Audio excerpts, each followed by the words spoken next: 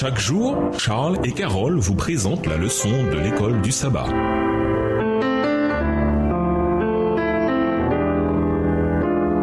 Bienvenue dans notre émission Dieu nous parle.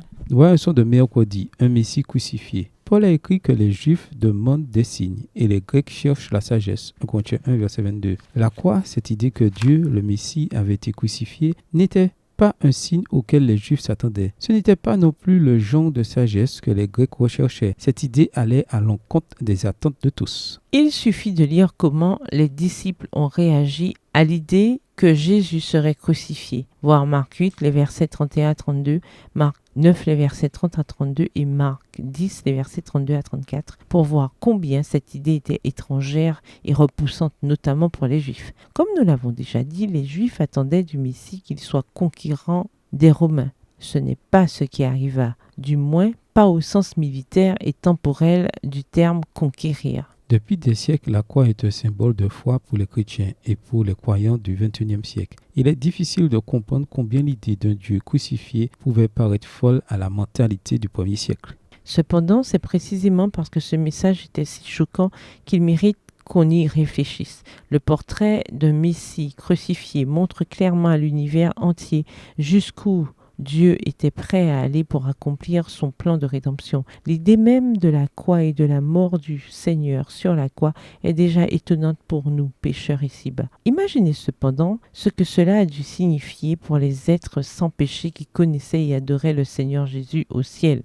Lisons Actes 13, versets 16 à 47, notamment les versets 26, 38 et 47, que nous apprend ce message sur la signification de la croix. Acte 13 et versets 16 à 47, Paul se leva et ayant fait signe de la main, il dit « Hommes israélites, et vous qui craignez Dieu, écoutez. Le Dieu de ce peuple d'Israël a choisi nos pères. Il mit ce peuple en honneur pendant son séjour au pays d'Égypte, et il l'en fit sortir par son bras puissant. Il les nourrit près de 40 ans dans le désert, et ayant détruit 7 nations au pays de Canaan, il leur en accorda le territoire comme propriété. Après cela, durant 450 ans environ, il leur donna des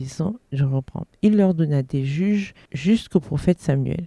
Verset 21. Ils demandèrent alors un roi, et Dieu leur donna pendant 40 ans Saül, fils de Kis, de la tribu de Benjamin. Puis l'ayant rejeté, il leur suscita pour roi David, auquel il a rendu ce témoignage. J'ai trouvé David, fils d'Isaïe, homme selon mon cœur, qui accomplira toutes mes volontés. C'est de la postérité de David que Dieu, selon sa promesse, a suscité à Israël un sauveur qui est Jésus. Avant sa venue, Jean avait prêché le baptême de repentance et tout le peuple d'Israël. Et lorsque Jean achevait sa course, il disait « Je ne suis pas celui que vous pensez, mais voici, après moi vient celui des pieds duquel je ne suis pas digne de délier les souliers. » Verset 26. Hommes frères, fils de la race d'Abraham, et vous qui craignez Dieu, c'est à vous que cette parole de salut a été envoyée, car les habitants de Jérusalem et leurs chefs ont méconnu Jésus, et en le condamnant, ils ont accompli les paroles des prophètes qui se lisent chaque sabbat. Quoiqu'ils ne trouvassent en lui rien qui fût digne de mort, ils ont demandé à Pilate de le faire mourir. Et après qu'ils eurent accompli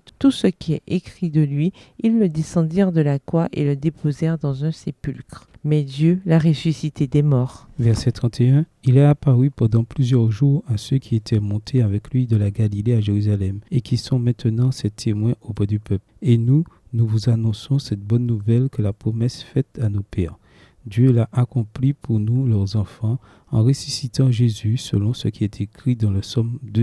Tu es mon fils, je t'ai engendré aujourd'hui. Qu'il est ressuscité des morts, de telle sorte qu'il ne retournera pas à la corruption. C'est ce qu'il a déclaré en disant « Je vous donnerai les grâces saintes promises à David, ces grâces qui sont assurées. » C'est pourquoi il dit encore ailleurs « Tu ne permettras pas que ton saint voie la corruption. » Verset 36. Or David, après avoir en son temps servi au dessein de Dieu, est mort, a été réuni à ses pairs et a vu la corruption. Mais celui que Dieu a ressuscité n'a pas vu la corruption.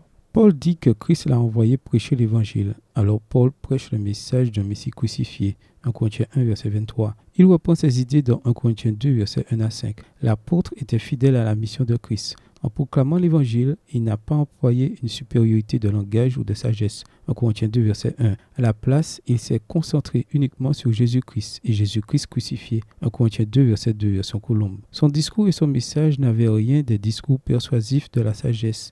C'était une démonstration d'esprit de puissance. 1 Corinthiens 2, verset 4. Car en fait, la sagesse des humains contraste visiblement avec la puissance de Dieu.